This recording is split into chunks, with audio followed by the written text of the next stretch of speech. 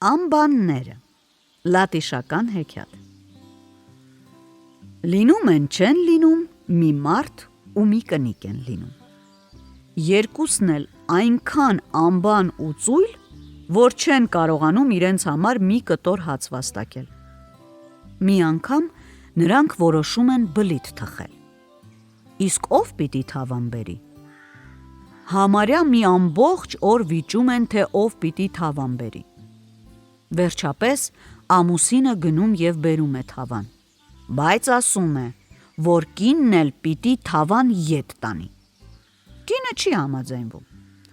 Ասում է, արի բլիթները ուտենք, իսկ ով որ ուտելուց հետո առաջինը խոսի,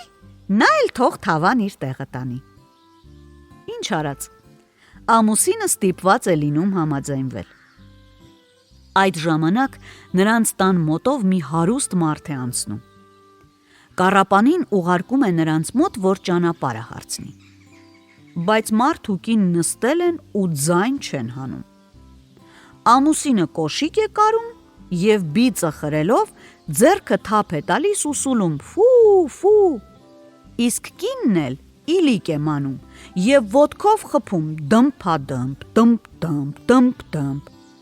Խեղճ կառապանը պտտվում է նրանց շուրջը, բայց ոչ մի բան չի հասկանում։ Ետ է գալիս տիրոջ մոտ։ Այ թե զարմանալի մարդիկ են ապրում այս խրճիթում։ Մեկը կոշիկ է կարում, ոչ մի բան չի պատասխանում։ Միայն ձեռքն է թափ տալիս ու սուլում ֆու։ Մյուսն էլ իլիկ է մանում։ Ձեռքով ցույց է տալիս ու ոտքով դոփում դմփադմփ Հարուստն էլ է ուզում տեսնել այդ տարօրինակ մարդկանց։ Կառապանին թողնում է կառքում, իսկ ինքը ծառայի հետ մտնում է խրճիթ։ Ներս է մտնում ու տեսնում, որ կառապանի ասածը ճիշտ է։ Մտածում է, որ միևնույն է սրանցից բան չի իմանա և ուզում է գնալ, բայց նրա ծառան շատ խորամանկ է լինում ու շատ էր տեսել սրանց նմաններին։ Մոտենում է ծույլ կնոջը և սկսում հրմշտել ու կինը իսկույն գոռում է ամուսնու վրա. Համա թե մարդ ես, կնոջդ օգնության էլ չես հասնում։